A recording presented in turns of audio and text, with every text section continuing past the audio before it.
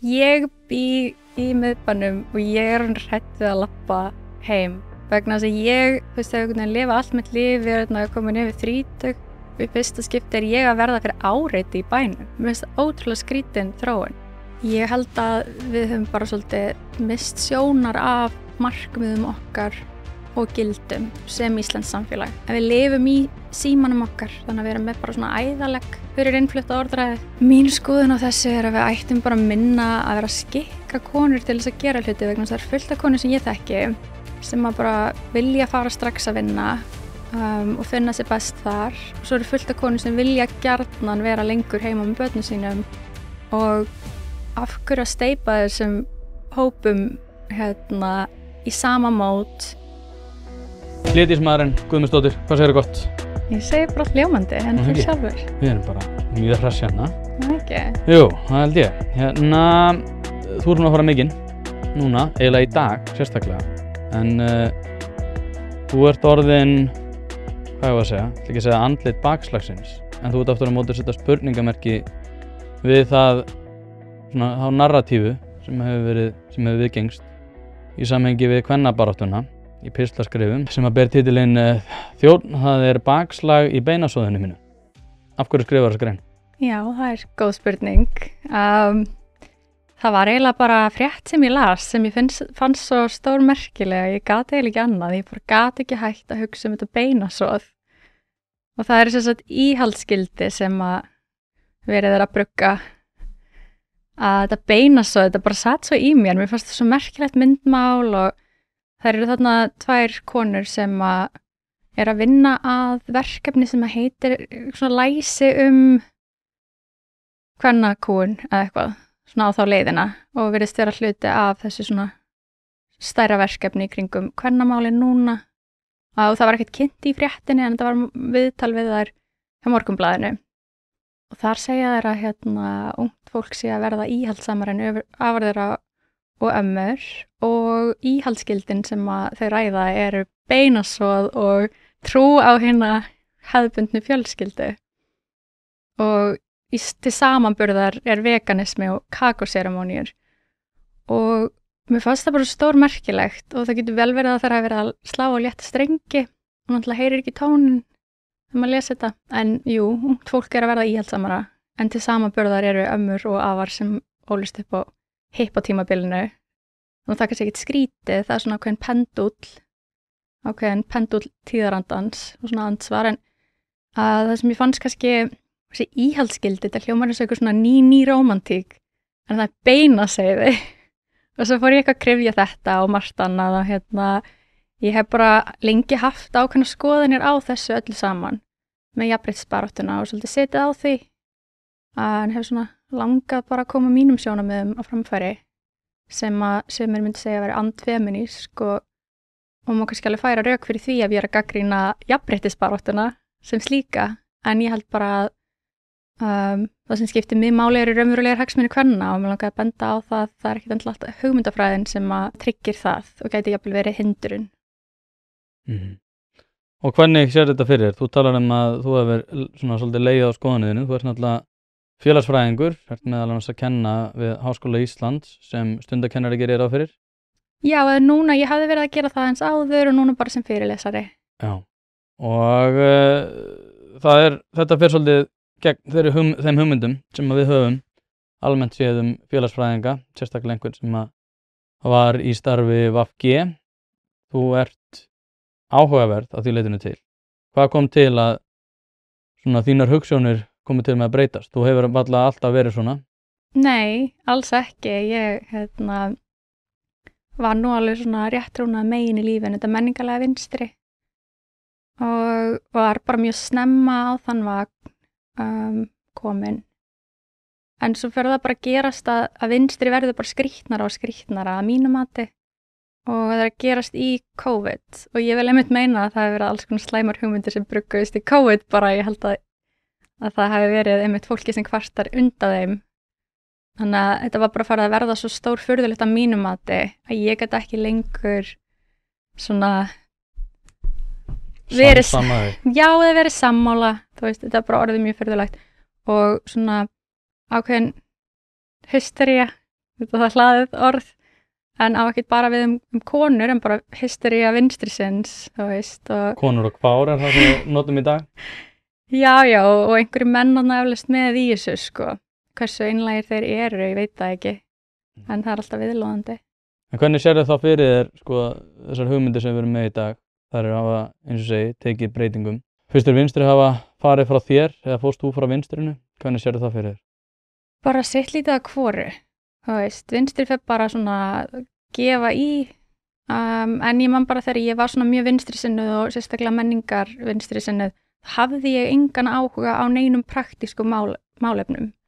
Þú veist, ég vissi eiginlega ekkert lífið, heiminum, samfélagið. Ég hafði verið ungmanneskja, nemandi, ég var ekki með húsnæðislán, ég sá ekki endilega fyrir mér, þú veist, hvernig ég myndi fóta mig í lífinu, en ég var mjög hugfangin af postmodernisma og svona marxískum kenningum, því að þær eru oft svona mjög áhugaverð og falleg lesning, sko, bara eins og Marx, þetta ljóðrænt svolítið, og svo aðrar kenningar sem byggja á því, en svo þegar maður er búin að fara í gegnum allt grunnnámið í félagsfræði og svo, þú veist, í meistaranámi, maður er bara svolítið búin að kafa á dýpið og fattar að það er kannski ekki, það er engin svör þarna að finna, og að þetta er oft mikill texti ekkert praktískt. Svo tala svona þessi svona hefðbundnu fræði sem eru svona viðtekin í dag.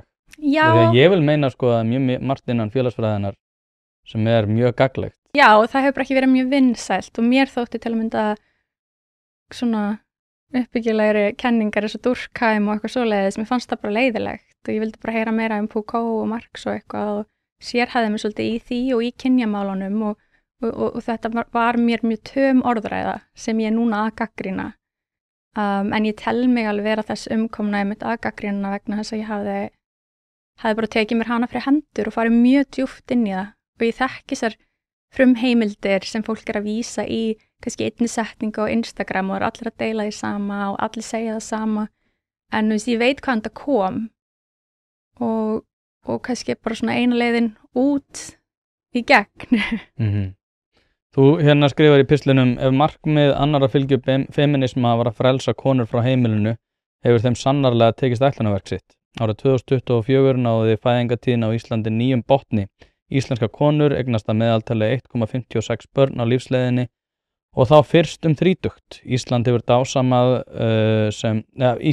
verið dásamað sem jafnréttis paradís af erlendum miðlum og alþjóðastofnunum. En á bak við glansmyndina leynist þversögn. Við erum þjóð sem er hætt að fjölga sér. Hagvöxtur er drifinn áfram af almennri neyslu og vinnandi höndum annarra þjóða. Láglaunastéttum sem er að éta það sem úti frýs svo lengi sem að þjónar atvinnulífinu.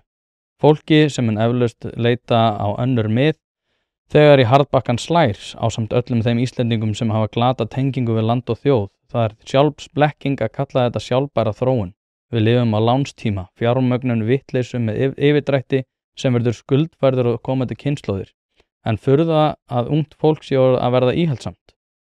Er það svona, svo við sjóðum þetta niður í það beina svoð sem við erum að ræða?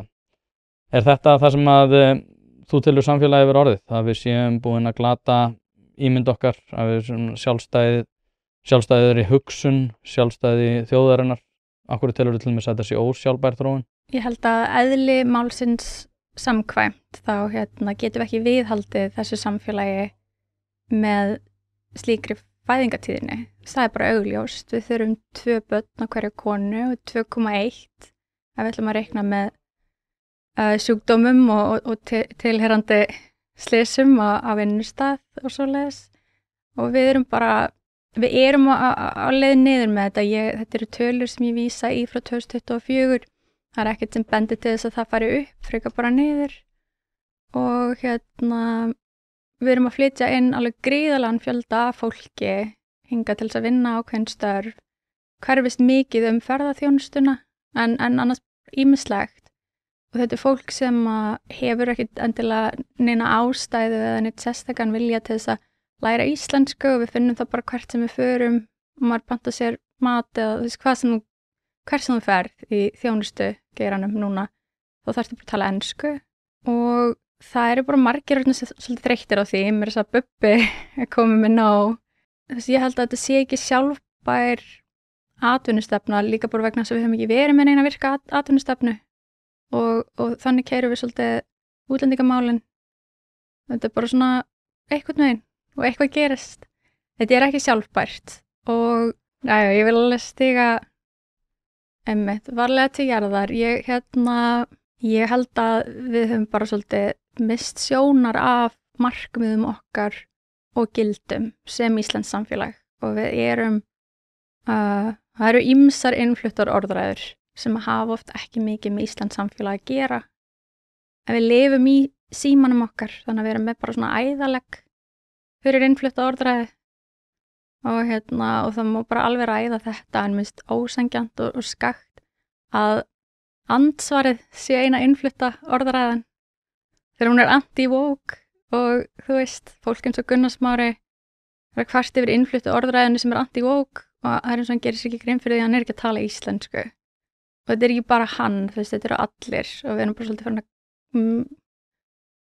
glata plottinu ef ég leyfi mér fleiri innfluttar orðræður en þú veist að meðan við erum einhvern veginn að rífast innbyrðis eitthvað sem skiptir bara svona ekki það miklu máli þá erum við ekki að leysa raunveruleg vandamál og lífsgæði okkar fara versnandi þannig að það er ósjálfbært í eðli sínu að þú veist við ættum að vera að miða eitthvað fram á veginn það ættum að vera að hugsa bara af hverju einhver velmegun hérna hefur verið hvernig við höldum við henni vegna hún ekki einhver náttúrustaðarend.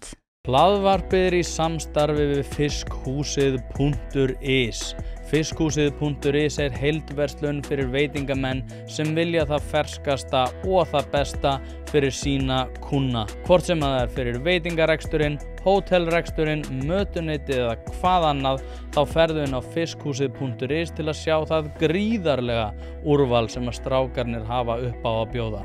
Ef að þú vilt hið ferskasta og hið besta, þá gerir þetta sjálfsögðu almennilega, ferðin á fiskhúsið.is.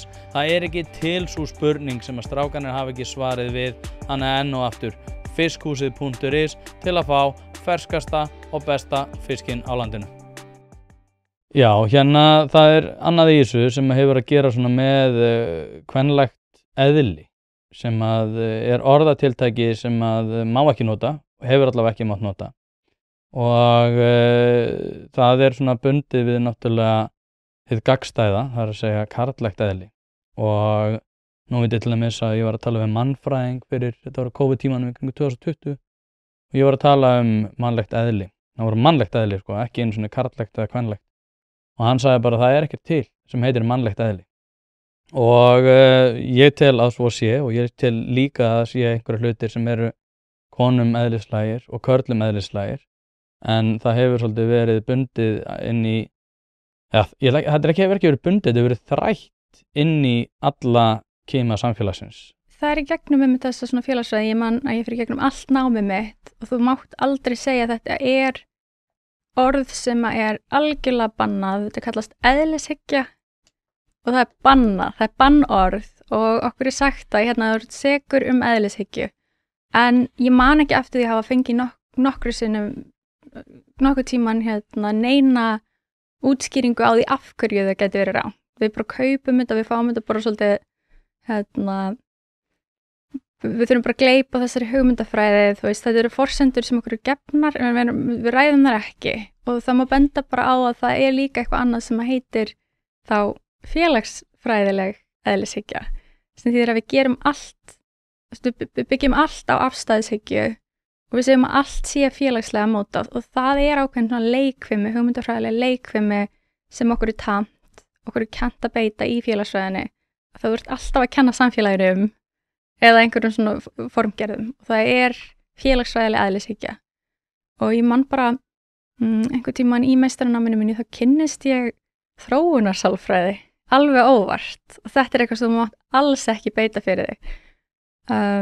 Þú mátt alls ekki tala þróunarsálfræði í félagsfræði og mér fannst það skrítið, þú veist, maður mætir fólk fyrir svolítið í baklás en maður fara að velta fyrir sér, við þróumst á einhverjum grunni, þú veist, við erum hér ég og þú, bara nýjasti hlekkurinn í okkar þróunarsögu sem við hefum sameiginlega með forfeðrum okkar, formæðrum, við erum hingað komin vegna þess að eitthvað virkaði af algjörum ólíkindum og virkaði trekk í trekk vegna þess að það ótrúlega ólíklegt að við fæðumst inn í þennan heim, það svo margt sem að vinnur gegn því en það eru ákveðin einkenni sem ég tel að þróist sem verði svona kvenlæg, karllæg ég finn það bara, þú veist, heima hjá mér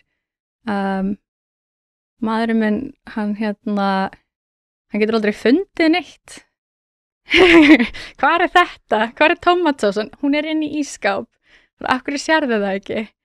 Og með svo margt þannig og Við erum að díla við það sama heima hjá mér Já, þetta bara þú veist, ég held að þetta sé eitthvað svona þróunar ég held að þetta sé ekki félagsmótun að þið með að finna tómatsósuna inn í ískáp sko. Og það má yfirfæra þetta yfir á ýmislegt. Hlaðvarpið í samstarfi við fyrirtæki sem hafa sett svip sinn á íslenska menningu og eitt þeirra eru Bæjarins bestu pylsur. Ég og þú vitum alveg að þegar við fáum okkur pylsu sem ekki frá Bæjarins bestu og þá vildum við að svo væri. Það segir það í orðinu, þetta eru Bæjarins bestu pylsur. Þið vitið það, ég veit það, skellið þessu hlaðvarpi í eyrun, farið á næsta sölustað og kaupið ykkur tvíhleypu ásamt einhverju góðu að drekka. Já, og svo það líka náttúrulega bara að saumaklúbbar skipaðir konum eru í flestum tilfellum með konur og karlmenn eru líklegri til þess að hittast á einhverjum mannamótum sem eru karllægri eins og ýmis mannamót og þá er ég ekki að tala um eitthvað þorrablóta sem bara gert ráð fyrir því að séu bara karlar eða svona karlamót eða eitthvað þannig heldur líka ákveðinu svona félagslega svona áhrifaþættir félagsáhrifaþættir sem eru fyrir hendi sem að við einhvern veginn eigum að virða að vettugi einmitt til þess að þóknast einhverjum hugmyndum annarra sko, sem að svolítið sérstakt og eins og þú talar í pistlinum þessi áhrifaþættir sko, það alltaf verið að ýta okkur í eitthvað mengi sem að kannski ekkert eitthvað sem að við endilega viljum en við eigum alltaf að byggja okkar svona hugmyndafræði á því. Já, ég menna skýrasta dæmið þessi þarna bleiku afmæli og svoleiðis, ég hef verið að fylgjast svolítið með bæði þóttu mér þessi póstur mjög áhugaverður því að hann svona skýrt dæmi það við viljum ekki að stelpur sem með bleik afmæli en strákar mættu vera með bleik afmæli. Í raun og veru helst ef það þóknast þeim ekki eða hugnast þeim ekki og mér finnst þetta að vera stórmerkilegt. Og en jú, þú veist, konur hafa viljað fá inngöngu inn í karllæga hópa, þú veist, svona umhverfi vegna þess að svona talið að það séu alls konar tækifæri að sækja þar og það hefur kannski sögulega verið þannig. Og karlmenn ekkert mikið kannski berjast fyrir því að fá komast inn í kvennarými nema mitt á tilteknu sviði sem má ekki ræða heldur.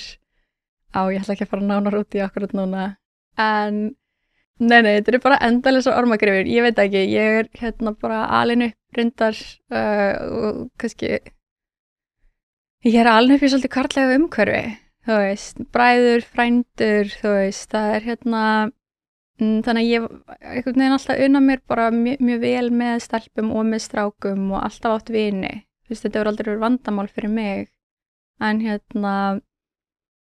en það mjög ólíkt að vera í kringum hóp á karlmönnum eða hóp af konum. Dýnamíkin allt öðruvísi. Og og það kannski, hvert vil ég fara út í þetta? Já, ok.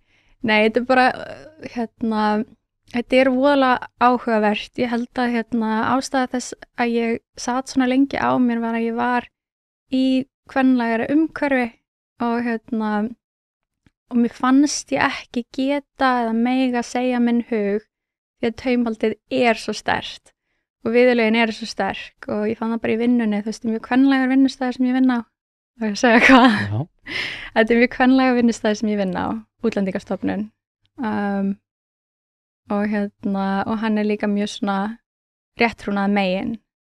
Og ég held að eina ástæðan fyrir því að ég, þú veist, að mér fannst ég vera tilbúin til þess að stíga þetta skref var að ég var svo færið í verkefni í kringum Úkraínu og þar erum við bara 2 bara allt annars staðar í bænum bara ég og einn maður þannig ég gat svona verið að orða mínar pælingar upphátt án þess að vera hrædd við hvað einhverju myndi finnast og því að hann ekkert endilega sammála mér allt en það alltaf í lagi tekur því ekki, þú veist, inn á sig og svo einmitt hef ég fundið að ákveði fólk sem ég er að vinna með, að konur, þú veist, það eru upplifað þetta sem ákveðin svona svik að ég skildi tjá mig, ég er búin að byrta einhvern eitt pistil og ég mætti eitthvað eitt hlaðvarp og svo er ég á Twitter og ég var sem það hafi séð það, en fólk verður svona að senda manni skilaboð eiginlega með því kannski að kommenta og læka og það er svona ákveðin svona passív aggressjón í gangi og eitthvað sem ég bara hafði eiginlega ekki leitt hugan að því það var svo langt síðan að ég einhvern veginn datt út úr þessu kerfi þess að ég var bara búin að gleyma taumhaldinu og ég var eitthvað, þetta var ekkert mál það var allir voða næs, allir voða umburðalindir ég garði minna skoðana og svo svo kemst maður að því að já, þessi tilfinning sem ég hafði, hún var byggð á einhverju. En er þetta ekki í gangi víðar út af því að núna þegar ég tala við vinkonum mínar eða ég hef fengið skilaboð frá konum sem að segjast hlusta á þetta hlaðvarp eða eru sammála mér á einhverju tilteknu svið eftir að við séð eitthvað á samfélagsmiðlum, þá er oft fært rök fyrir því að sko þetta sé oftast bundið við ákveðna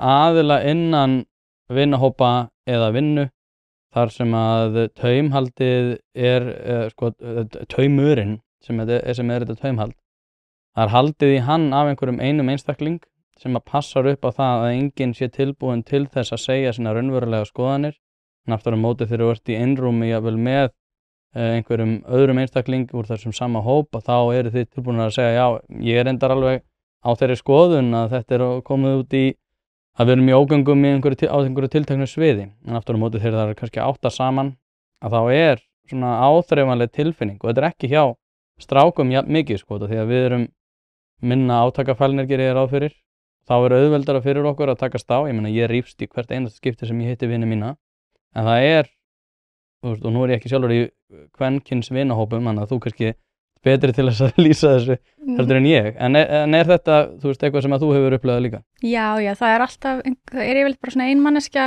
og svo fólk sem fylgir því, þú veist það sem er áhugavert við þetta er þetta að vera svona rætið og kemur mann á óvart vegna þess að maður er svona vanur að umbera skoðanir annara og maður er bara svona, já, þú veist, það er allir rétt á þessum skoðun, ég þarf ekkert að vera eitthvað alltaf að rífast því það eru vinahópar hvernig ganga ekki út af það að rífast það gengur meira út af það allir að vera vinir þannig að fólk endar svona svolítið í því að þú veist það er vegna þess að fórnarkostnaði þess að segja sinn hug er einhvern veginn á að vera allavega einhver ótti við að vera óvinnsæll en þú veist það getur engin skoðun að kúa mig nema ég sjálf og ég einhvern veginn ákvað ég nefndi því ekki og jú, þú veist, mér finnst alveg þarft að taka á þessum málefnum og bara benda á að veist, þetta sé eitthvað sem ekki allir eru sammála því að það hefur einhvern veginn ekki verið stemningin en þetta er ekkert endilega þú veist, mér langar að vera að ræða eitthvað annað heldur en kynjamál á sama tíma,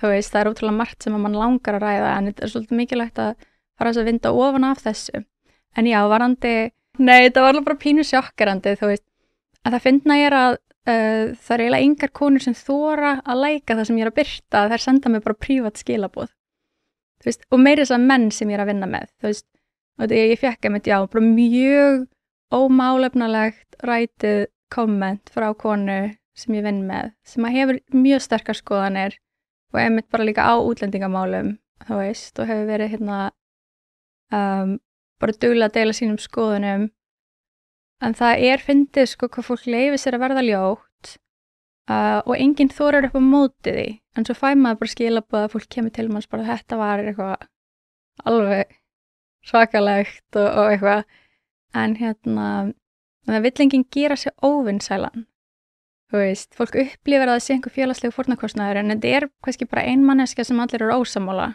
og það er bara eitthvað af hverju eru við að þagga niður í okkur fyrir skoðanir sem við erum ósammála af hverju manneskja sem er að mínum með óvandaðar skoðanir af hverju hún meiri rétt á að tjá sig heldur en ég þess við verðum bara svolítið að vera með okkur sjálfum í liði standa með okkur sjálfum og veist, að óttast að vera ekki vinsæll ég veit að þetta er hluta einhverju svona félagslegu eðli manneskjunar en við snertir þetta mann eitthvað í raun og veru Hlaðvarpið í samstarfi við stöndu og mikilvæg fyrirtæki og eitt af því Poulsen. Poulsen.is til þess að skera hvað eina, hvort sem þú þarft að fara í bílrúðu skipti eða einfallega bílrúðu viðgerð, þá ferðu inn á Poulsen.is.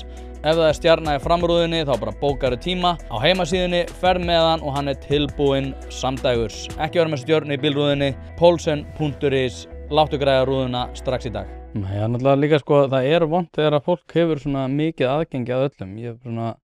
Maður tekur eftir þessu núna hafandi gert þetta í einhver tíma að maður finnur fyrir því, maður fær fullt af einhverjum alls konar kommentum á samfélagsmiðlum. En svo að þegar maður fer út og þá bara einhvern veginn eru flestir bara, já, ég nú ekki sammálaður alltaf, en mér finnst það bara flott að setja að segja þetta. En aftur á móti þá held ég að taugakerfið okkar sé ekki byggt þannig að við eigum að geta tekið, ég held að við séum miklu vanari að vera við þær aðstæður að þú ert í litlu þorpi þar sem að ef að 40 manns að drulla yfir þig, að þá gerir ráð fyrir því að allt þorpið sé á móti þér. Þú gæti bara, já, gæti kostaði lífið. Já, nákvæmlega. Það er það sem djúpstætt í okkur og það einmitt, inn á þessum þróun og sálfræðilegu kenningum, það ástæða þess að það mikilvægt fyrir konur að var í þann tíð mjög mikilvægt fyrir konur að vera vinsælar eða vel liðnar frekar innan hópa kvenna.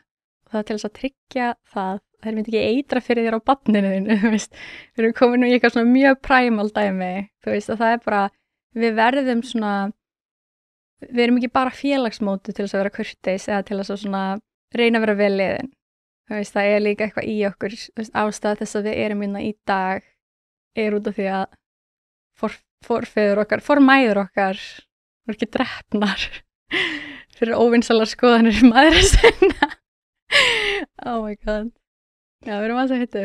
Já, nei, en líka annað í þessu sem að mér finnst vera mikilvægt eða svona vert að nefna hérna að það út af því að við erum að tala svona primal, þá líka allt sem að við kemur tæknin í dag, að fólk hafi svona gríðarlega mikið aðgengi einhvern veginn að öllum alltaf, gerir það að verkum að maður veltir fyrir sér hvernig svona stalínísk skoðanakúgun hefði getað orðið ef að þeir hefðu haft sömu aðföng til þess að viðhalda sinni skoðanakúgun, að þá finnst mér það sem við búum við í dag ekkert vera svakalega frábrugðið því. Þegar að fólk einhvern veginn þarf að vera að hvísla sína skoðanir sem eru svona í grunninn ótrúlega hversdagslegar. Bara einhverjar skoðanir það já, ég hef áhyggjur af því að menningatengd mál sem við erum að sjá í Evrópu, skóli á strandur Íslands, og þá það bara, já, það þetta þú ert rasisti. Og svo færðum við 30 þannig komment og þá einhvern veginn byrja að sannfæra, já, þá ég kannski bara rasisti. En svo aftur á móti þegar þú spyrð fólk út í þetta, þá já, ég nú eiginlega bara í grunninn orðin sífellt meira áhyggjufullur gagnvart þeirri þróun. Ég meni, þetta ódýr orð eru ódýr og svo bara, töluvert erfiðar að ætla að leysa einhver vandamál og við leysum engin raunveruleg vandamál með því að fara að spyrja okkur hvað myndi Marx gera. En varðandi hitt, þetta svona svolítið, svo ég gerist félagsfræðileg, þetta svolítið svona eins og allsjáin Foucault, þar sem hann ræðir félagslega valdatækni og eftirlit samfélag út frá fangelsisskema Jeremy Bentham, sem svona, þetta svona hringur, struktúr, fangelsið svona hringstruktúr og það einn varðturn í miðjunum og fangarnir þeir mega alltaf vænta þess að þessi verið að fylgjast með þeim. Þannig að þú ert með einn varðmann, hann getur ekki fylgst með öllum, en þú veist aldrei hvenær verið að fylgjast með þér, þannig að fólk verið að regulera sjálft sig. Og þess svona, þetta áhugavert að fólk óttist að líka við eitthvað á samfélagsspilum, því það upplifir að þessi verið að fylgjast með því og líka út í að það satt, það verið að fylgjast með því.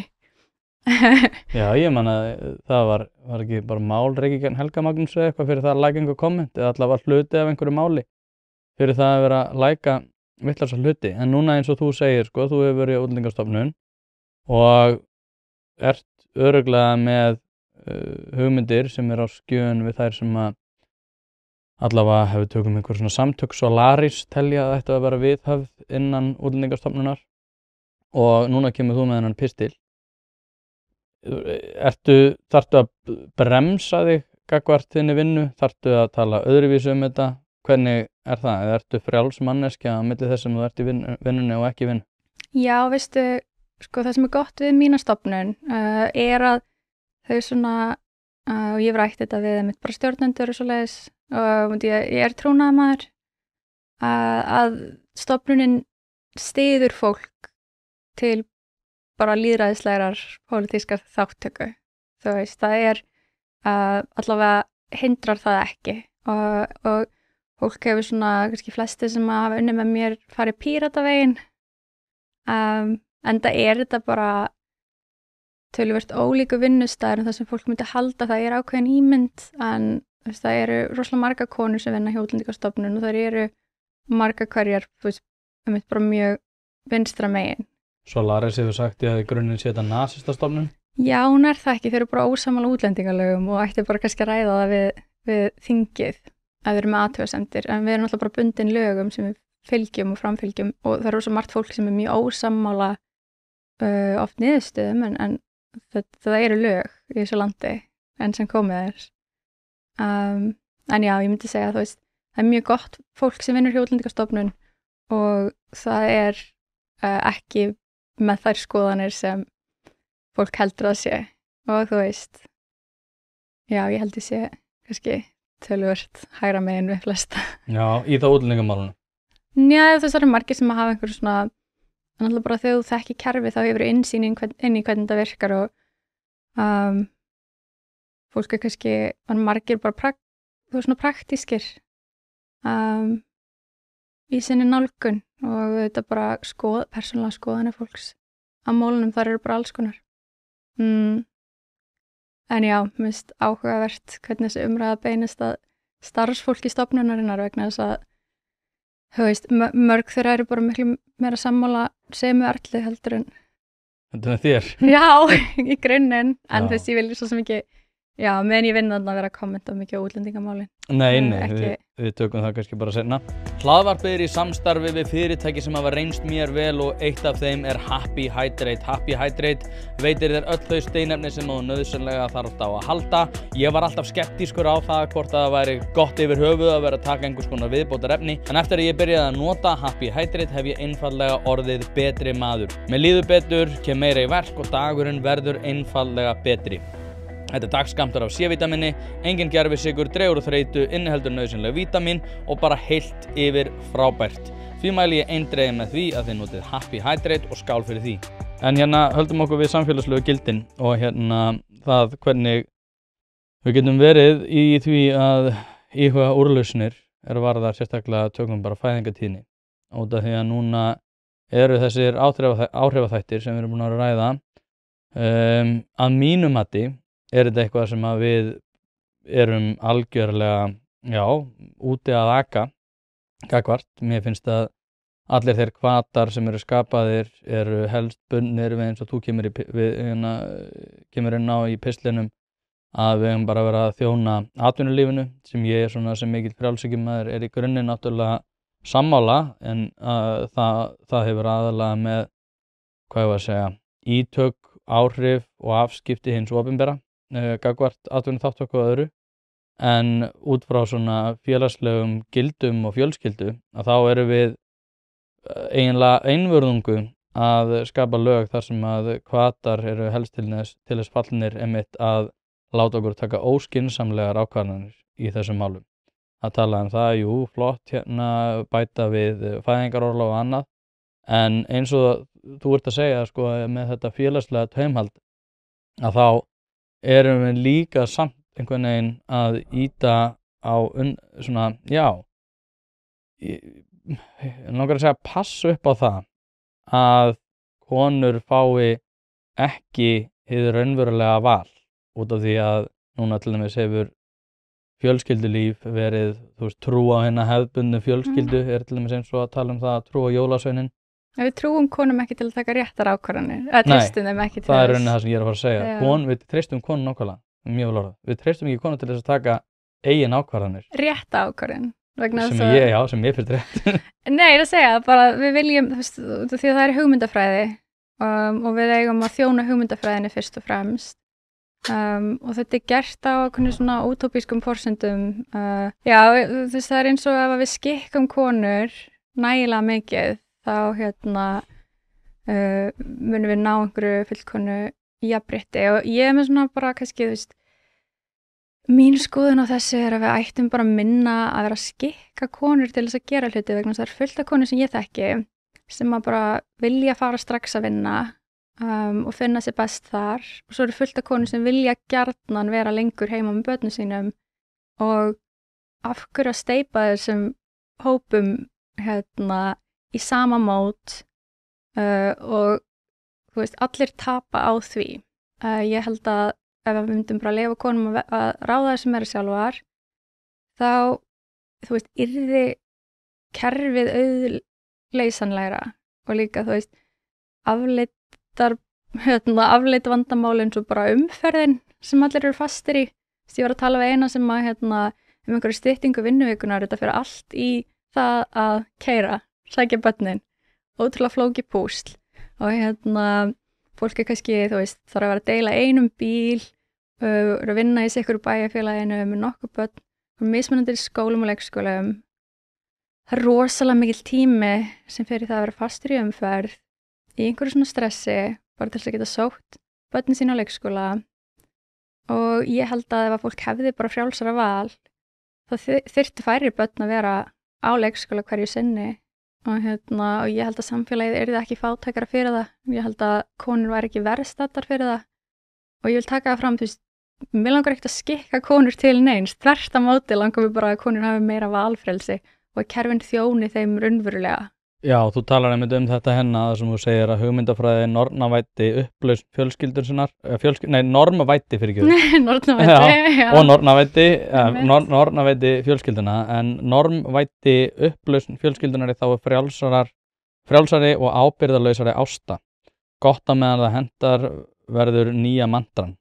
Því við erum öll eyland í þessum nýja veruleika. Ekkert má vera heilagt lengur, ekki einu sinni móðureðlið. Því þó að rannsóknir sýni endurteki hvernig niðurbrot fjölskyldunar eykur misskiptingu og framleiðir fyrirsjáanleg félagsleg vandamál, þá keppast jafnréttissinnar enn þann dag í dag við að viðhalda hugmyndafræðinni. En kvenréttindabaráttan sem gerir út af við móðurhlutverkið í þá eigin hugsjóna er barátta sem hefur gengið fram úr sér. Staðreyndin er að kjarnafjölskyldan er nú orðin hinn sanna lúxusvara. Og það er einmitt það sem að þú ert svolítið að kjarna í þessu, að við teljum okkur best borgið í því einmitt að vera einhvern veginn að þú átt að vera hamingjusöm og þú veist, börnin þín eiga ekki að vera fyrir þér og þau eiga ekki að vera fyrir því að þú hafir þinn frama og annað og allt einhvern veginn ýtir okkur í þá átt að börn séu bara einhvers konar svona, viðbót við lífið sem að þarf samt, þetta er bara svona eins og kaupa sér bíl eða eitthvað. Þetta er svo að fá sér gæludýr og þetta var eitthvað svona svakalegt persónulegt val en á sama tíma hræðilegt vegna þess að plánetan er að farast og þú veist, við erum í einhverju svona ennþá föst í kenningu að mannkynið sé svo illt og plássfrekt að það er nú bara best ef við myndum öll sálga okkur og þetta er galið, þú veist, þetta er bara gjörsamlega galið. Þannig að við skulum endilega hætta að fjölga okkur, fáum okkur hund og kött og hvernig það börnin okkar því að, og þetta er ótrúlega áhugavert og ég hafði myndið að skrifa miklu lengri útgáfa sem pistli sem ég hef ekki ennþá birt en ég fór að velta fyrir mig heilagleikanum sem að hefur fylgt móðurhlutverkinu frá örófi alda, ég meina það fyrsta sem við fórum að tilbiðja voru frjósemisgyðjur og þeir hafa fylgt okkur bara í 6.000 ár pluss, allavega elstu svona skurðgyðjurnar þannig að venusgyðjurnar er að finna til að mynda bara í forn Mesópótamíu 6.000 ára gamalt. Við tilbeðið mæður og þetta svona þennan heilagleika móður og barns og við erum orðin mjög fjarr honum. orðið viðskila við þetta og þetta stórmerkilegt finnst mér vegna þess að þetta bara eitthvað sem ég byrja að leiða hugan að svolítið seinna. Ég var alltaf eitthvað að vilja eignast börn eða það eitthvað? Ekki svolítið mikið vesen og hvað ef að Vesen eiginlega svona kjarna orðið í þessu, að börn séu bara vesen og svo maður að sjá líka ótrúlega finnar greinar það einhvern veginn eitthvað þú verður óhamingjusamur að þú eignast börn og allt einhvern veginn ýtir að þessu og einmitt í nafni kvenfrelsi. Að kaupa eða selja húsnæði ein stærsta ákvörðun lífsins. Þess vegna skiptir máli að hafa ekki bara sölumann heldur ráðgjafa þér við hlið. Hlaðvarpið fjallar mikið húsnæðismál og því það í samstarfi við þá færustu í geiranum hjá fasteignasölunni Pálsson. Pálsson fasteignasala leggur áherslu á persónulega þjónustu, fagmennsku og gagnsæi. Notast við sérstaka ferla sem að tryggja það að bæði kaupendur og seljendur vita upp á hár hvernig að þessu staðið. Allt frá undirbúningi myndatöku til loka sölunar. Boðið upp á fría ráðgjöf og verkfæri eins og eignavakt.is sem sér til þess að þú missir aldrei af réttu eigninni og verðmat.is sem hjálpa þér að taka upplýsta ákvörðun verð. Heimsæktu pálssonfasteignasala.is og fáðu þína persónulegu ráðgjöf strax í dag.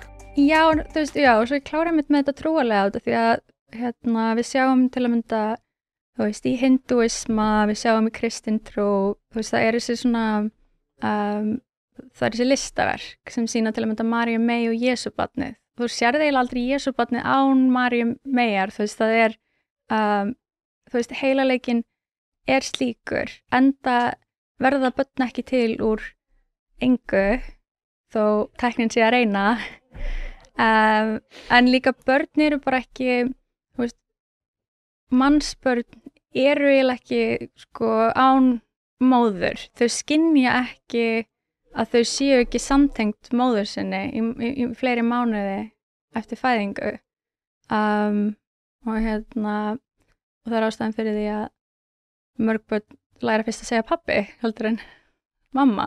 Þau skynja bara að mamman bara hluti af þér og þau lifa ekki, án þessara umönnunar, rosalega viðkvæma litla verur að þegar við erum ekki í kringum börn,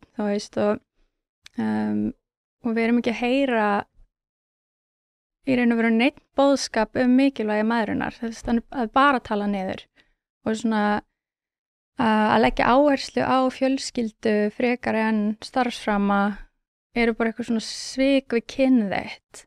Handmaid's Tale. Já, það náttúrulega hræðileg sín á þetta en það virðist ljóst að Margaret Atwood hafi skrifað það reyndar bara klerkastjórnina í Íran og Íslam og stöðu kvenna þar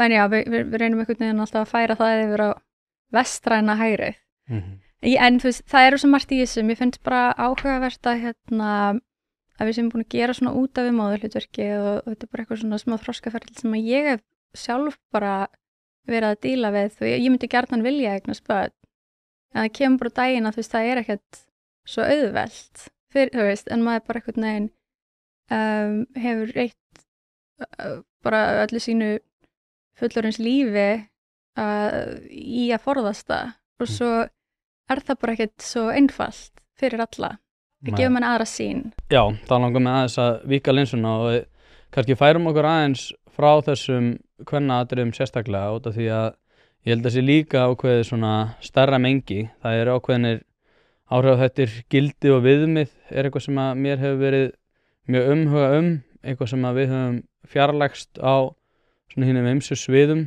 og eitthvað, ég var til dæmis að lesa Confucius í gær sem kannski ekki beint vestræn gildi en aftur á móti þá hefur hann verið í hávegum hafður á ýmsum sviðum, sérstaklega varðar það hvernig svona gott samfélag skapast og þar talar hann það að svona siðgæði séu nauðsynlega forsenda velmeðunar en aftur á móti eins og þú ert búin að koma inn á núna og maður finnur fyrir því að það áþreifanlega meira að svona lífsgæði séu allavega að breytast. Það tala róbótavæðingu sem koma til með að hasla sér völl og taka yfir mikið af svona framleiðslu og leiðilegum störfum en svona tilgangur mannsins er eitthvað sem að við höfum ekki verið að huga mikið að? Nei, þetta er áhugavert. Ég gæld varhug við þessum tækniþróunum. Ég held að það sé ekki af hennu góða að leysa fólk undan störfum. Ég held að þú veist hugmyndir einhver svona borgaralaun þar sem einhver vélmenni vinna störfin og þú ert eitthvað áskrifta einhverjum peningum til að búi til rosalega furðulega stöðu vegna þess að þú veist eins og við nennum ofta ekki mæti í vinnuna og eitthvað þannig geta allir kvartaði við vinnunni sinni. Þá gefur þetta manni ákveðin ramma og ákveðin tilgang en svo ef ég leyfi mér nú bara að sækja í Marx sem ekkert alslæmur, hann á nokkra góða línur, þú veist, það verður maðurinn svolítið svona fyrtur afurðum vinnu sinnar, þú veist, það er svo margir sem að vinna við svona ákveðin bullstörf og upplifa takmarkaðan tilgang og eru kannski ekki að gera það sem að þau vilja gera í lífinu, þú veist, eða áttu sig ekki alveg á því hver markmið þeirra eru, hverju styrkleikar þeirra eru, þú veist, við erum bara svona tiltölulega ung þegar við mörkum okkur einhverju stefnu, við förum að læra eitthvað í háskólanum og ég teki eftir því í íslensku samfélagi þá festist svolítið, fólk festist svolítið í ég lærði félagsfræði þannig ég þarf að fara að finna mér eitthvað starf sem tengist því og það er svolítið öðruvís í Bandaríkjunum þar sem ég bjó og þú getur farið að lært félagsfræði og farið að vinna svo á Wall Street, þú veist, þeim er alveg sama, þú ert bara með einhverja háskólagráðu en já, við hólfum okkur, við erum að vinna oft störf sem að gefa okkur ekki mikinn tilgang og það er kannski hin hliðin á peningnum, þú veist, maður fyrir að tala hvaða gildi það er, þú veist, að vera fastur á einhverju hamstrahjóli á vinnumarkaði og þú veist, ég setti þetta í samhengi við þetta barneignir en þetta er bara svona miklu stærra en það að að þú ert einhvern veginn þarft að mæta í einhverja vinnu til þess að geta, þú veist, bara að þakka yfir höfuðið en svo er það bara, þú veist, hver ert þú, hver viltu vera og það má yfirfæra þetta á samfélagið yfir það heila. Ég held að við séum öll svolítið föst á einhverju hamstrahjóli og við höfum lifað við þess að svona blindu framfarahyggju. Við erum alltaf að horfa fram á veginn en við vitum ekki beint hvað er fram á veginn. Það er bara ætíð áfram og upp á veg. Þannig að þú veist, ef við gerum þetta gagnrýnislaust þá held ég að við endum bara því að steypa okkur fram einhverju bjargi og að fara að róbótavæða allt og þú veist, gervigreindavæða allt. Það mun gera illt verra fyrir fólk.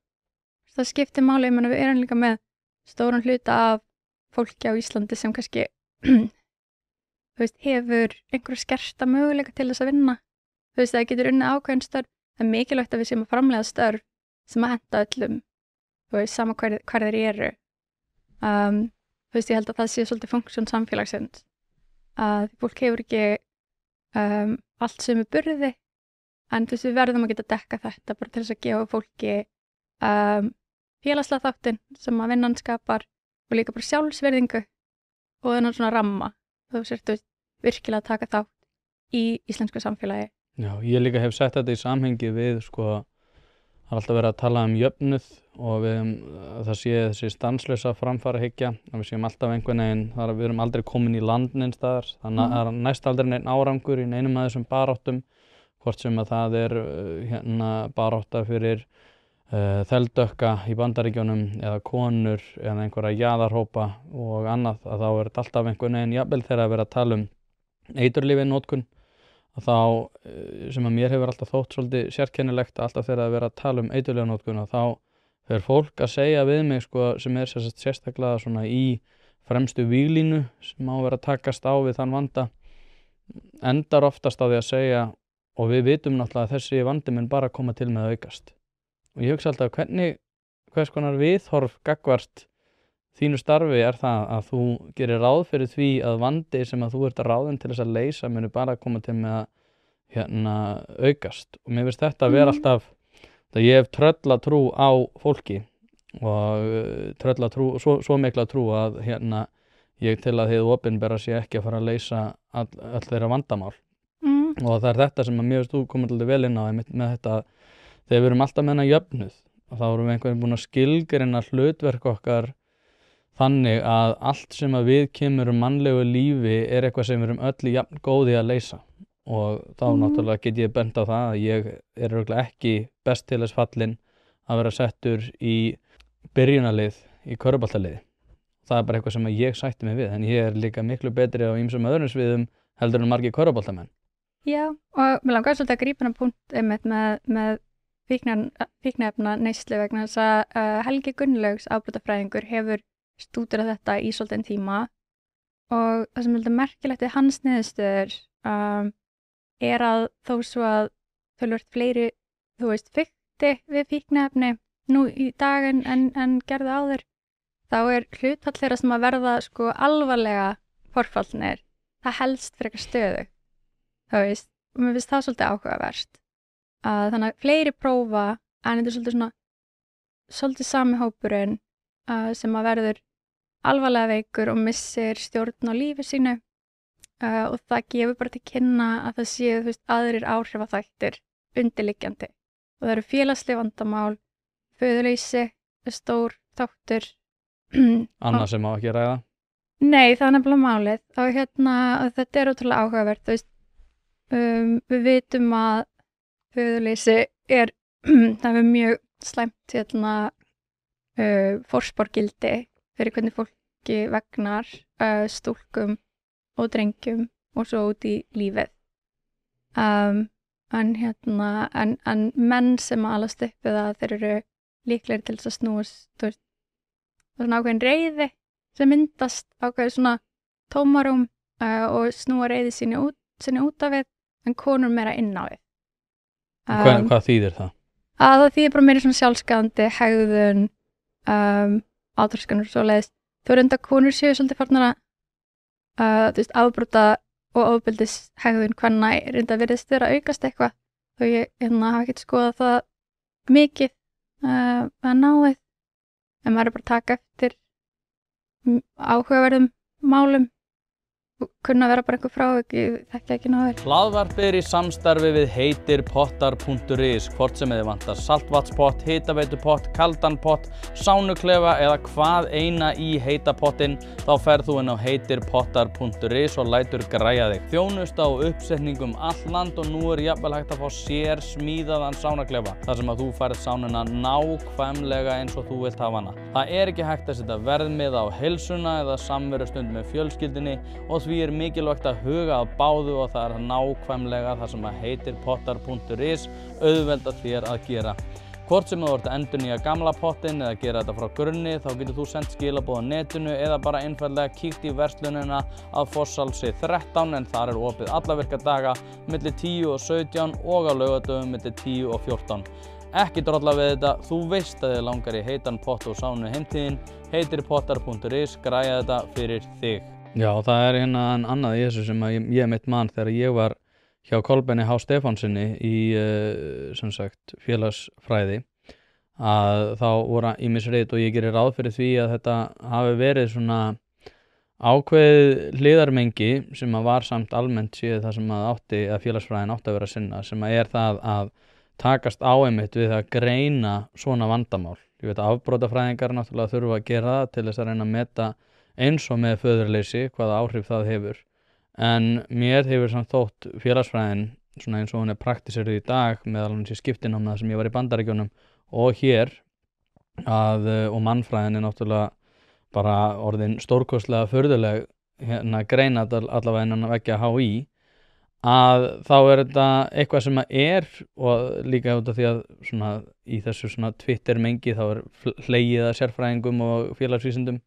En ég tel pínu að þetta sé vandamál sem sprottið upp frá einmitt þessu svona hugmyndafræðilegu einstefnu sem hefur verið innan veggja háskóla, ekki bara hér heldur víðar.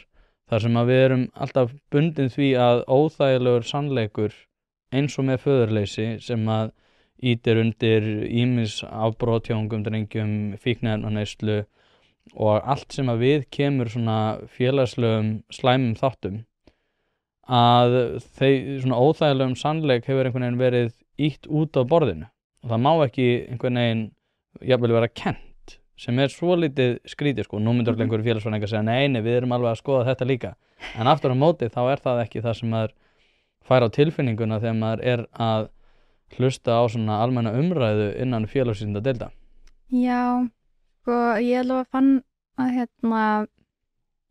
ég var svona mjög metnaðarfull í mínu námi og var bara svona, mætti bara fyrsta daginn í grunnnáminu og ég ætla að vera prófessor í félagsfræði. Það eina ástæðan fyrir ég hérna til að enginn mér ráða mig í vinnu annars. Þannig að ég svona reyndi að staðsetja mig þannig, þú veist, alltaf að tengjast kennurum, prófessorum, koma mér að rannsóknarverkefni, þú veist, og svona sýndi mikinn metnað fyrir því og fékk fyrir þær sakir líka bara gríðarlega mörg frábært tækifæri. En ég fann svona svolítið að þegar ég var farin að setja spurningamerki við ákveðna þætti, þá var því ekkert endilega mætt neitt sérstaklega vel, þú veist, og hvort ég hafi svona verið of fljót til að lúffa, það geti alveg verið. En maður svona finnur ákveðna mótstöðu og maður ber virðingu fyrir þessu fólki og líka, þú veist, það bara svona ákveðnir hagsmunir þess að maður vill líka bara fá sem bestu einhvern til þess að komast í sem besta doktorsnámi seinna og maður alltaf að hugsa svo marga leiki fram í tíman. Og ég held að, þú veist, ef það eitthvað sem að svona reynslan síðan þá hefur kennt mér að maður stendur bara svolítið í fæturnar og segir bara nei, þetta mín skoðun víst, að það hætti fólk að reyna að, þú veist, telja að trúa eitthvað annað. Þannig að ég held að ég hafi kannski bara sjálf málað mig út í horn og svona ákveðið að ég mætti ekki taka ákveðin debut, en ég samt upplifði að fólki væri að einhverju leyti refsað fyrir að vera með rangar skoðanir. Ég veit ekki hvort það hefði eitthvað verið af hálfu neinna kennara, prófessora en samnemenda, þú veist, ég man að það var einhver ungur maður sem var alveg með bara alls konar eðlilega pælingar sem að ég held að ég bara frekar sammála honum í dag. En það var svona, hann fékk slæmt orð á sig fyrir að vera með einhverju gagnrýna pælingu, þú veist, í tímum. Þannig að nemendur hafa líka rosa mikið dagskrárvald og þú veist, nemendur að veita kennurum aðhald, kennarar að veita sjálfum sér aðhald og svo virðist manni vera verðlaunað fyrir að hafa réttu skoðanirnar innan gæsalappa. En þú veist, ég vil samt ekki þurfa að blammera mína deild of mikið, en þú veist, þetta var svona mín upplifun, hvort hún hafi verið raunhæf eða óraunhæf, þú veist, innra með mér eða raunveruleg. Það verður bara komið í ljós. Já, nei, ég meina ég upplifði þetta líka innan stjórnmálafræðideildarinnar og þá mjög margir alveg frábærir sem að ég var með í námi og langt flestir. En aftur á móti út að þú kemur inn á þetta dagskrárvald þá líka sko hvatakerfið byggt þannig að sko kennaranum tamt að vera kannski ekki að búa til óþarfa vesen fyrir sig og það myndar ákveðin svona, valda ójafnvægi þegar að nemendur sem eru tilbúnir að ganga lengst í því að kalla einhvern vonda mannesku.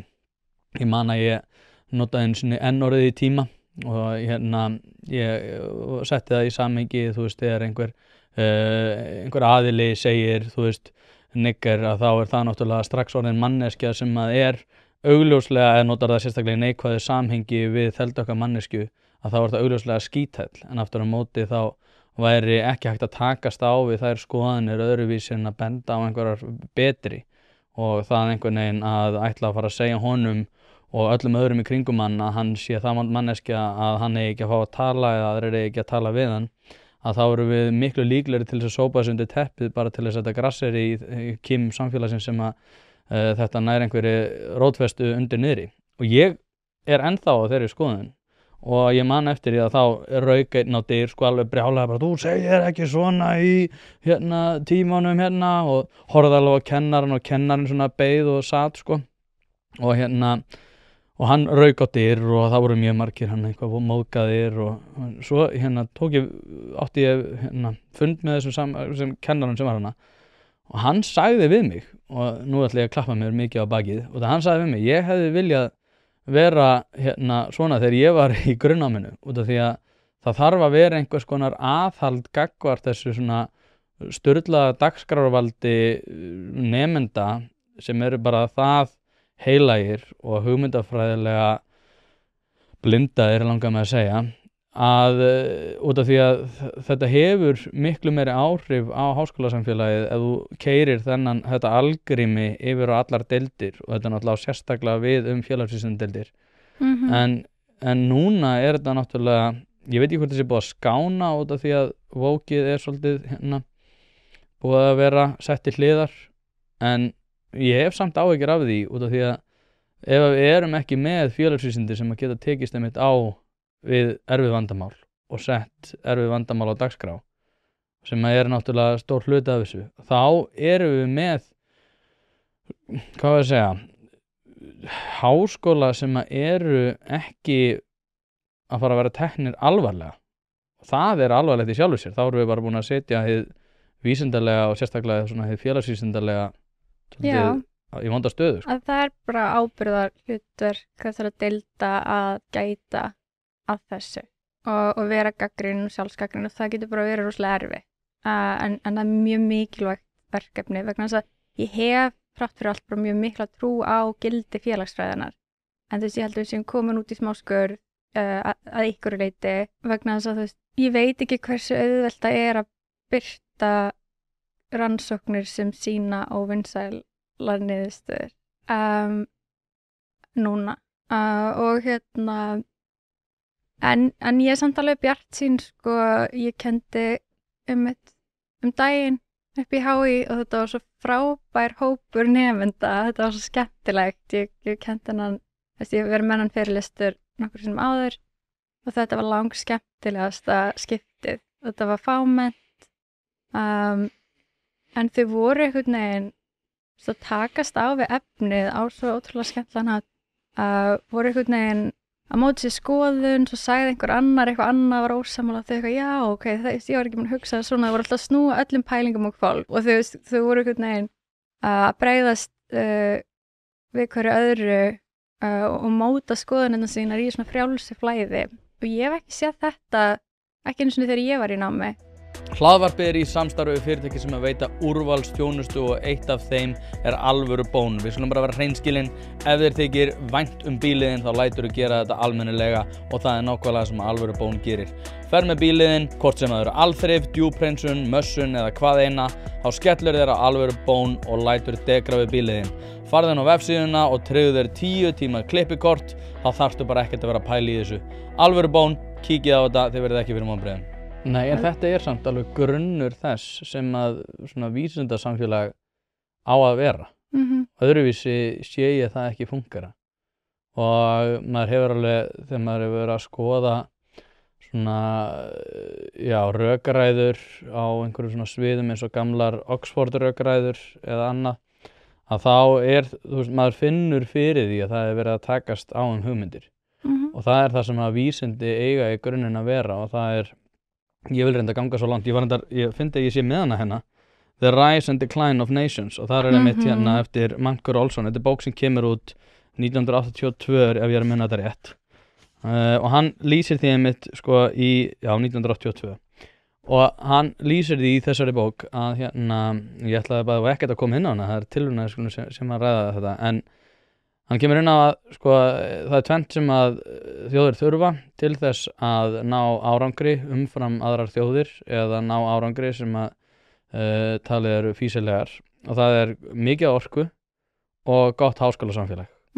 Og ef þetta ekki fyrir hendi að þá mjög ólíklegt að samfélagið sé að fara að ná þeim árangri sem að talið er fýsilegur. Og mér, því að þú hefur reynslu af háskólasamfélaginu og ég með mína mastersgráðu en þetta eitthvað sem að augljóslega minna af heldur en að var fyrir bara einhverjum árum og kennarar tala þetta, fólk sem að var í námi talar þetta, fólk sem að fór í nám og fór aftur í nám nemur ótrúlegar breytingar en það eins og þú segir að vandinn hefur kannski verið sá að það hefur ekki verið staðið í lappirnar. Já og svo líka bara einhvern veginn það mikil einhverna verðbólga og hún að byrja mjög snemma og það var alveg ég var bara ekki til í að vera stundakennari lengur vegna þess að maður þurfti að standa í eilífum ritdeilum við nemendur sem voru ósáttir með einhvernir sem voru samt mjög hærri en þær hefði átt að vera og ég reyndar ef maður ætlar að vera sanngjarn þá var þetta í COVID-inu og þú veist það bara var svo mikil undirliggjandi streita og þú veist maður var kannski að kenna á Zoom, fólk var ekki að mæta í tímana og hittast og þekkti mann ekki þannig og ég var kannski með einhverju Zoom tíma með 50 nemendum þar sem að ég var skikkuð til þess að hafa þau öll í mynd og þau voru bara svona, flestir voru bara eitthvað upp í rúminu sínu, þetta var bara svo rosalega dysfunctional ásaki slettina umhverju þannig að þú veist, já það var ég skynjaði bara svona mikinn kvíða miklu streitu sem að var ekkert bara út af náminu en þú kannski grípur eitthvað í þig og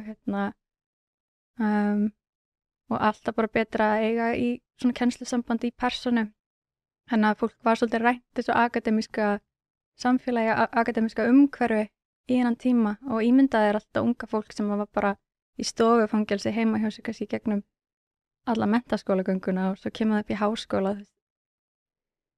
Þetta alveg, við höfum kannski ekki einhvern veginn rætt þetta nógu mikið eða skoðað afleiðingar þess nógu mikið. Að kaupa og skipta dekk hefur aldrei verið einfaldara. Drífa.is í samstarfi við fjölda dekkjaverkstæða og alhliða lausn þar sem að þú getur flett upp þínum bíl með því að skrá inn bílnúmerið og keypt dekk í þeim verðflokki sem að hentar þínum bíl best. Nú ef þú ert í vafa dekkjastærðir þá getur þú einnig tekið mynd af dekkjunum þar sem að vefþjónustan staðfestir þetta allt við þig. Þetta kann að hljóma of einfalt til að vera satt en svona þetta nú samt. Einnig boðið upp á sérþjónustu þar sem að dekkjabíllinn kemur upp á dyrum, umfelgar, skiptir dekk og hann jafnvægir stilltur á staðnum. Eins og segið þá hefur þetta aldrei verið einfaldara og nú tíminn eins og við vitum öll. Skelltu inn á drífa.is og fundu bestu dekkjaþjónustuna sem hentar þér. Nei, ég menna hnífaburður hefur aukist, eiturlyfjanotkun hefur aukist að einhverju leyti. Tíðinu ofbeldis hefur aukist og ég rek þetta til þessara félagslega þátta þegar við lokuðum samfélagið eins og þú segir í 2 ár og við bundum vonir okkar það bara að stjórnvöld væri að gera því rétta en stjórnvöld bentu á sóttvarnayfirvöld og sóttvarnayfirvöld bentu tilbaka og við öskruðum á nágranna okkar að setja grímuna yfir nefið. Þannig að við algjörlega mistum vitið, sko. Já, og svo líka má ekki gleyma bara veldisvexti, hælisumsókna á COVID-tímanum. Þú veist, það sem við vorum eiginlega föst inni og það var eiginlega ekki fyrir en að það var allt búið að fólk einhvern veginn fór út í samfélagi og var eitthvað breytt hérna. Það er svo öðruvísi að vera í strætó núna. Og við vitum alveg að Svo það ekkert öðruvísi að vera í strætó. Þú ert ekki að sjá raunveruleikan eins og þú sér þann, sko. Nei, einmitt. Nei, en þannig að þú veist, þetta ákveðin fjölmenning sem að spila einmitt inn í þetta líka. Þetta vitum við, þannig að það má ekki ræða það. Og það alltaf áhugavert að sjá fréttir, þú veist, að það ekki þjóðgreint. Það fólk bara að lesa milli línana eins og við séum í Austur-Þýskalandi. Að sjá allir í gegnum þetta og þetta að rýra traust mjög hratt á stofnanir og líka það sem fjölmenning gerir að hún rýrir félagslegt traust. Við hættum að treysta okkur öðru og ég held að velmegun Íslendinga hafi að miklu leyti, já orkan okkar og eitthvað háskólakerfi, en félagslegt traust sem skapar félagslegt auðmagn, ég held að þetta sé undirstaða okkar velmegunar og við erum að missa það mjög hratt og öll önnur samfélög sem við berum okkur saman við voru búin að missa þetta hratt úr höndum sér mörgum áratugum undan okkur og ég held að þú veist ef við erum að skoða stöðu þjóða stöðu völd vægi þjóða og hversu rík samfélög eru þá erum við alltaf að skoða það inn í ákveðnu mengi þetta alltaf bara samanburðarlisti þú veist og ég held að við höfum bara notið góðs af þessu hátraust samfélagi þessu félagslega auðmagni og við erum svolítið að missa það frá okkur og COVID gerði mikið af því en líka bara við séum einhvern veginn farin að draga fólk svona í dilka og við séum alltaf einhverjum átökum innbyrðis þetta getur ekkert gott af sér, þetta ekki uppbyggilegt í eðli sínu þetta ekki uppbyggilegt og að meðan við erum hérna á því að þú veist, nú hef ég tjáð mig kynjamál og þá vil ég allir tala við mig kynjamál. En mér langar líka að spyrja sko, af hverju erum við ekki að tala líka bara mikilvægar hluti, raunveruleg vandamál, hvert við viljum stefna sem samfélag. Því að þetta tekur allt of mikla bandvít og þetta hindrar okkur raunverulega í því að vera, ná einhverjum árangri og komast eitthvað annað. Ég hef talað fórnarkostnað réttrúnaðarins sem náttúrulega þegar að mál eru sett á dagskrá þá er það í stað þess að ræða öll önnur mál sem við hefðum annars geta rætt. Nákvæmlega.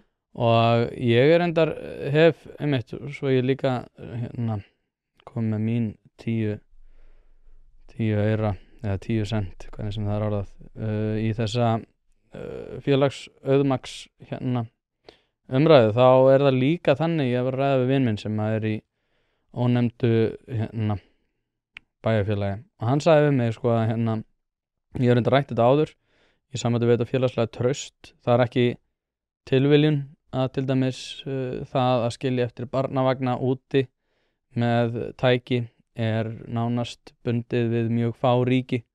Okkur þykir bara sjálfsagt en það er ekki út af veðurfari, það er út af félagslegu trausti. Ég sá barnavagn í gær og mér var eiginlega brugðið. Ég hafði bara áhyggjur af þessum barnavagni. Já, kannski er það eðlilegt, móðureðlið, en en vinur minn sagði samt, sko, hann býr í ákveðnum hluta og hann sagði við mig, búandi þar sem ég bý, þá myndi mér ekki detta í hug að hafa barnið úti fyrir utan húsið og ég myndi bara gera það að ég væri með svalir. Og mér finnst þetta er líka svona eins og með það að og ég veit alveg að við erum að koma inn á eldfima slóðir en bara að konur fari ekki í leigubíla. Já, og það er raunveruleiki sem er bara, þetta er svona, já. Ég bý í miðbænum og ég er hrædd við að labba heim vegna þess að ég, þegar ég lifa allt mitt líf, ég er komin yfir 30 og í fyrsta skipti er ég að verða fyrir áreiti í bænum. Mér finnst það ótrúlega skrítin þróun. Þess ég hef aldrei lent í þessu áður. Af hálfu hverra? Það er ekki íslenski karlmenn. Og það er bara staðreind og það er bara leiðilegt að fyrir að tala þetta en við þurfum að tala þetta. Fólk neitar að horfast í augu við þetta en þetta er bara öryggismál fyrir konur og við þurfum bara að líta til þeirra þjóða sem við berum okkur saman við og læra af reynslu þeirra. Og taka þessu bara svolítið föstum höndum vegna þess að svo er bara fullt af mjög góðu fólki sem kemur hingað og sest þér að og mun einhvern veginn líða fyrir það að við séum að óstjórn á þessum málaflokkum. Það er engum greiði gerður að vera einhvern veginn að neita að takast á þetta. En já, þetta er... Merz kanslari var ávíttur fyrir það að segja sína skoðun á þessu. Sagði að Þýskaland þyrfti að taka hart á útlendingamálunum og blaðamaðurinn spurði hann út í þessu ummæli og hvort hann vildi ekki draga þau tilbaka. Og þá spurði hann blaðamanninn, átt þú dætur? Mér fannst það mjög áhugavert að hann skildi spyrja þeirra spurningar. En aftur á móti þegar maður talar við ungar konur á okkar aldri að þá er þetta samt orðin, maður er að heyra þetta í auknum mæli allavega.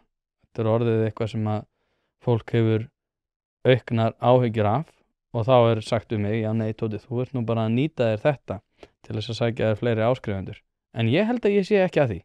Ég held raunverulega út af því ég sé þetta líka í miðbænum og ég finn fyrir þessu áþreifanlega að við búum við annan veruleika og þá erum við einmitt eins og ég hef komið inn áður að voru komin í einhvern orwellískan veruleika þar sem að þú mátt ekki sjá það sem þú ert að sjá út af því að það hendar afar illa. Það gerir það, við erum svona, við viljum ekki alveg fara inn í þetta en ég held bara að Íslendingar séu það mikið stemningsfólk að þegar þessi verður snúið við, mér langar ekkert að sjá þann ljóta veruleika, mér langar ekki að sjá það versta í Íslendingum ef að við kæfum þetta í spað og við neitum að taka sér umræður á yfirvegaðan, hátt, málefnalegan, uppbyggilegan, skynsaman. Mér langar ekki að sjá, stemninguna myndast sem að ég óttast að muni gera og sé einhverju lítið óhjákvæmileg ef að við, förum ekki að sýna smá ábyrgðartilfinningu. Og já, og mér langar svo sem ekki að tjá mig eitthvað voðalega útlendingamálin því að ég þú veist, starfa á þeim vettvangi allavega núna í þangað til mánaðamótin. En jú, það að næga taka og en við okkur vantar líka bara betri gögnum þetta. Ég hef áhyggjur af því að við séum ekki að safna gögnum á nógu góðan og skipulegan hátt ýmislegt sem tengist þessu og ef við getum ekki gert það þá erum við bara svolítið blind áfram. Þannig að við erum oft, við erum ekki að tala staðreyndir, heldur erum við að tala tilfinningu og það geta allir verið með sína tilfinningu og sína skoðun en þú veist, á einhverju þurfum við að byggja þetta og þá viljum við heldur ekki sjá rannsóknir koma frá háskólanum sem að eru svona það einhver forgefin svona forsenda hvernig þetta eiga að líta út og svo lætur gögnin passa við það. Það ekki vænlegt heldur. Nei, en þetta náttúrulega líka, við kannski komum aðeins aftur inn á svona vísinda samfélagið og þá þetta náttúrulega líka annar vandi sem að byggist á því að eins og ég fjallaði áður að eins og þegar ég fekk Hannes Holmstein hingað síðast að þá sagði hann við mig að hann hefði fengið það gott tilboð til þess að hætta og að það hafi olli því að hann hafi tekið því og hann færi í svona ákveðið rannsóknarleyfi og það væri bara í eðli sínu jákvætt en ég aftur á móti benti á það að það svolítið sérkennileg niðurstaða þegar að það sem að þú hefur verið að byggja þitt á hefur verið, hvað var að segja, andstæði sjónarmið, hann vægast sagt með andstæði sjónarmið, en aftur á móti lét hann reyna á allar þær hugmyndir sem að nemendurnir báru á borð. Og hvaða þýðir til dæmis fyrir háskólasamfélagið þegar bæði dagskrárvaldið þar að segja hvað rannsakað og af hverju það rannsakað í ofanálag að ýta út prófessorum sem að myndu þá kannski rannsaka eitthvað sem að væri á skjön við svona hefðbundna áhugasvið þeirra sem eru í háskólanum. Og ég lengi verið að pæla þessu bara hvað langtíma áhrif hefur þetta að í fyrsta lagi þá ertu að ýta prófessorum út sem eru andstæð sjónarmið. Í öðru lagi ertu með fólk sem hrætt við það að segja sína skoðanir á ýmsum málum og í ofanálag við það að þá ertu líka að keyra á þeirri svona, narratífu að allt sem að við kemur háskólasamfélaginu eigi að vera rannsakað á tiltekinn máta og ákveðin atriði. Og þegar við erum með þetta þrennt, að þá getur það ekki verið, hvað var að segja, mikið,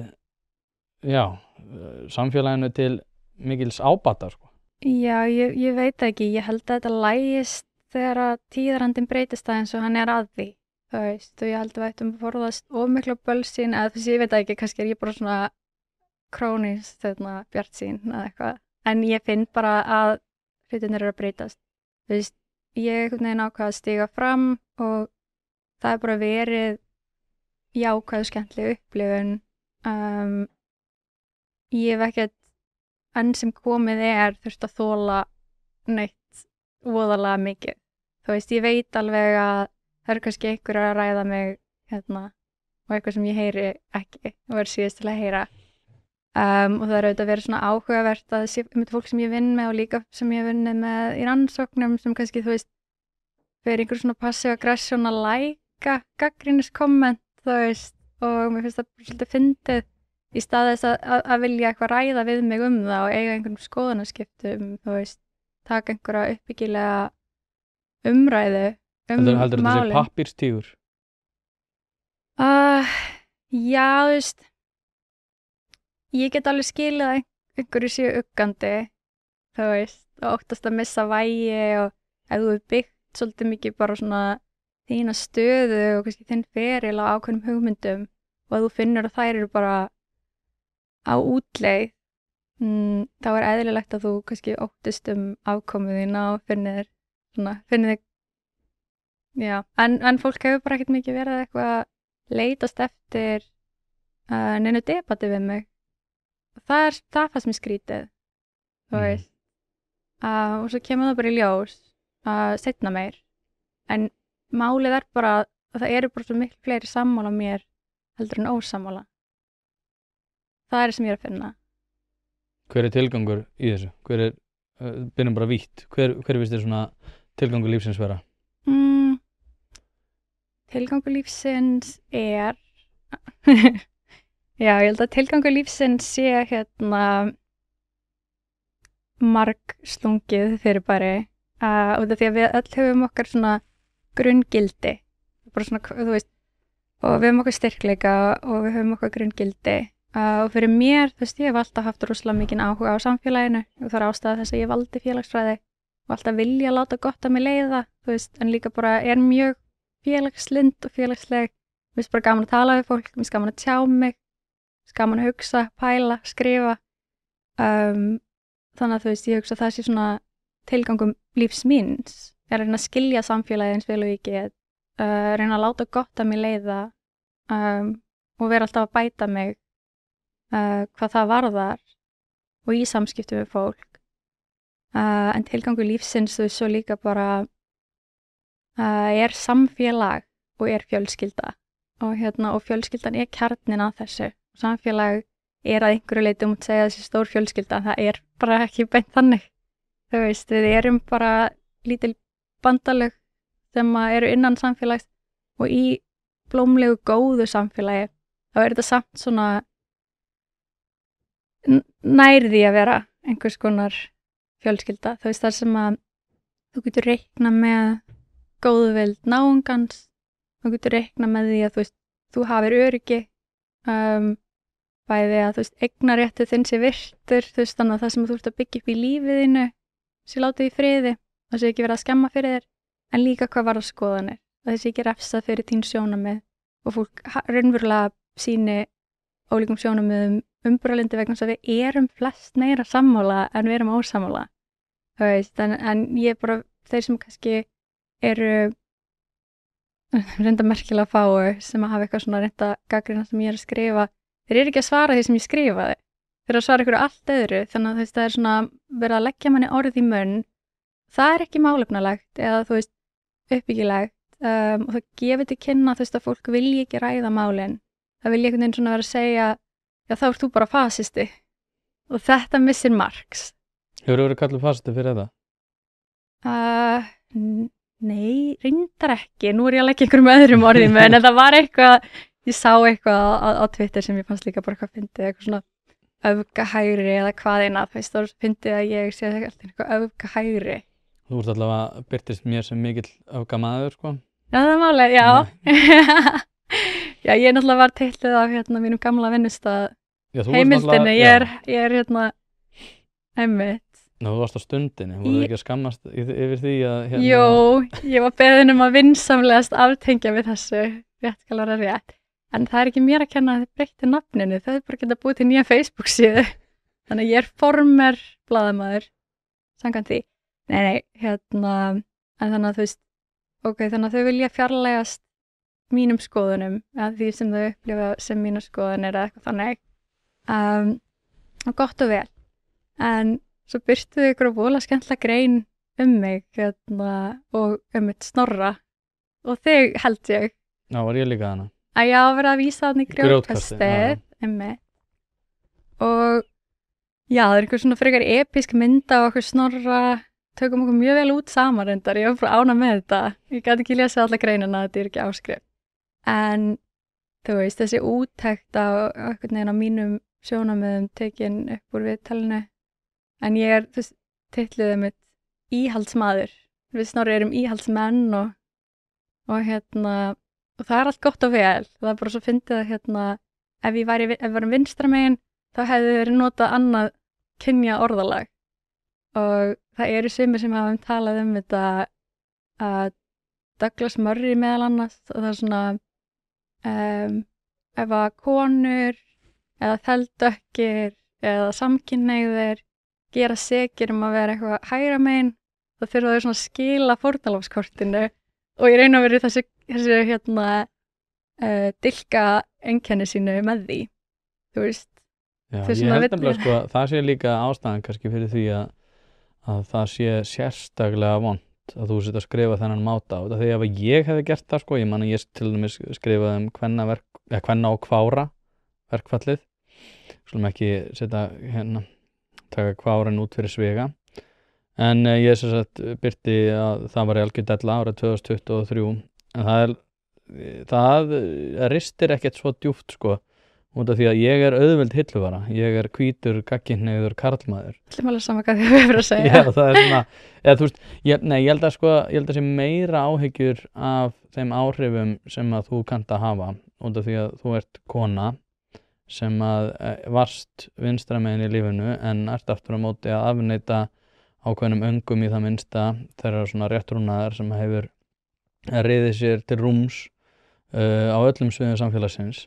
Og þannig þú að setja spurningamerki við það og reyndar rétt rúmlega, þú ert svolítið með hvassa gagnrýni á það.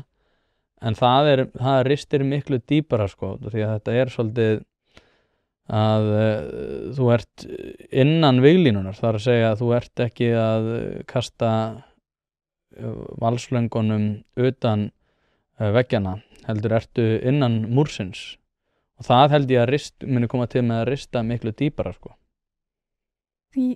Já, eflaust, bara, ég veit ekki, ég til að mynda, þó ég sé nú ekki sammála Sólveigu Önnu allt, þá hún sko bara mjög flott fyrirmynd, þú veist, finnst mér þegar það kemur að tjáningamóta, hún er algjör negla og segir bara, þú veist, hún flugklár og hún segir bara það sem henni finnst, en þú veist að hún og Hallgrímur Helga samstöðinni og hún segir bara eitthvað bókið leim það sökkar ætti þessu og þú veist það var allir bara eitthvað og veit enginn hvað að gera þannig að jú, ég hugsa að séu margir þú veist kannski uggandi mitt yfir því að þú veist og þú vil ég ekki endilega taka umræðina við mig en ég náttúrulega verður að segja að ég er nýbyrjuð að vera að tjá mig á þessum forsendum ég var sendin pistil og búin að setja nokkur tíst á X, þú veist.